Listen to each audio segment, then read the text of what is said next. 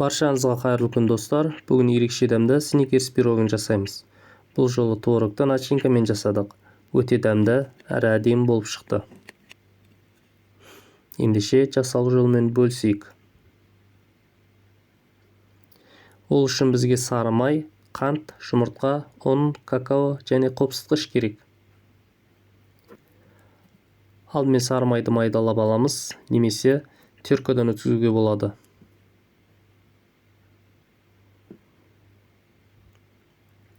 Енді құрғақ ингредиенттерді араластырамыз. Яғни ұн, какао, қопсытқыш және қантты.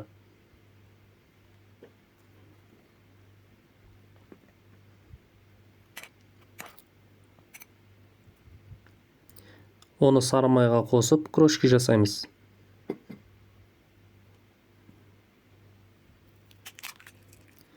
Үстіне жұмыртқа мен қаймақ қосып, жұмсақ қамыр илейміз.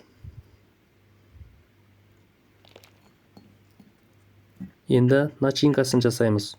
Ол үшін творогқа қаймақ және қант пен жұмыртқаны қосып, блендермен еземіз.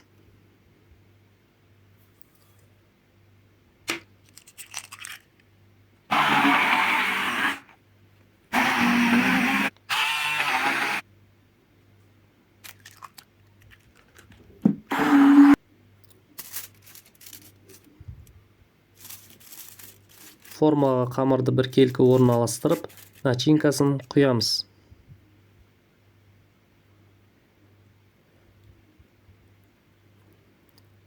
Одан кейін пеште 180 градуста 30 минутқа қойып қоямыз.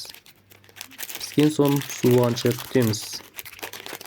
Оған дейін шоколадты ганаш жасаймыз. Ол үшін шоколадқа ыстық сүтті құйып, ерітіп аламыз.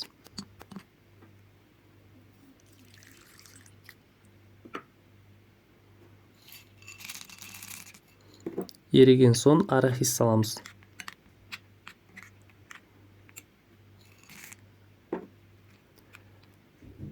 Оны дайын пирогтың үстіне құямыз.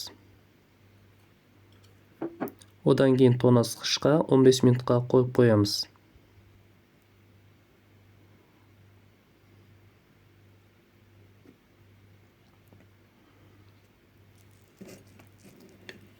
Міне достар, сникерс пирогымыз дайын.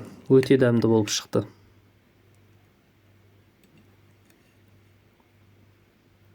Жасап көріңіздер.